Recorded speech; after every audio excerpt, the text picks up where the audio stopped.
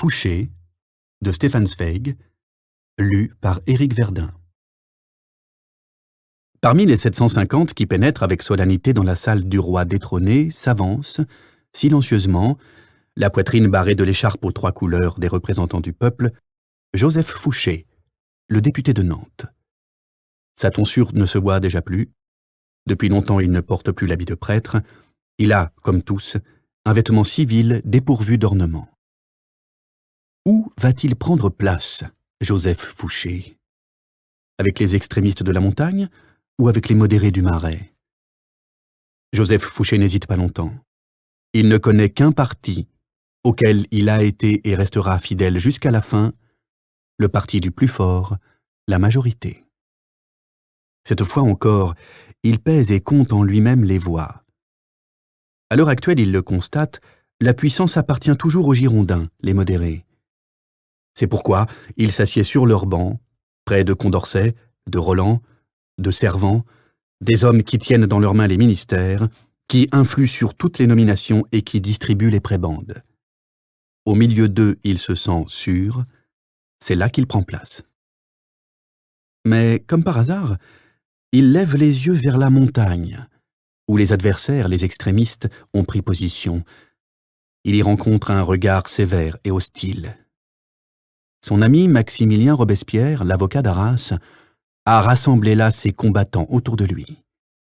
Et lorgnon levé, l'incorruptible, qui, orgueilleux de son propre entêtement, ne pardonne à personne une variation ou une faiblesse, regarde de haut, froidement et ironiquement, l'opportuniste.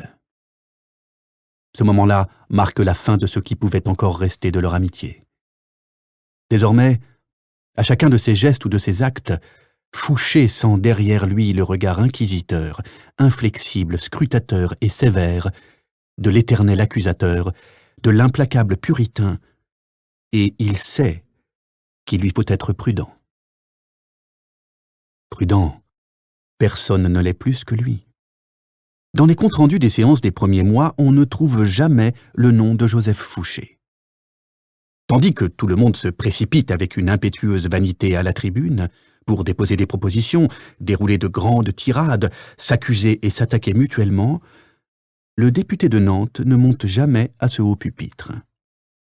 Il s'excuse auprès de ses amis et électeurs en prétendant que la faiblesse de sa voix l'empêche de prononcer des discours. Et comme tous les autres se disputent la parole avec avidité et impatience, le silence de cet homme en apparence si modeste ne produit qu'une impression sympathique. Mais en réalité, sa modestie est pur calcul.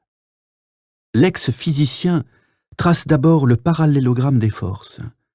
Il observe, il hésite avant de prendre position parce qu'il voit que la balance oscille encore continuellement. Avec prudence, il réserve son vote décisif pour l'instant où le plateau commencera à pencher définitivement d'un côté ou de l'autre.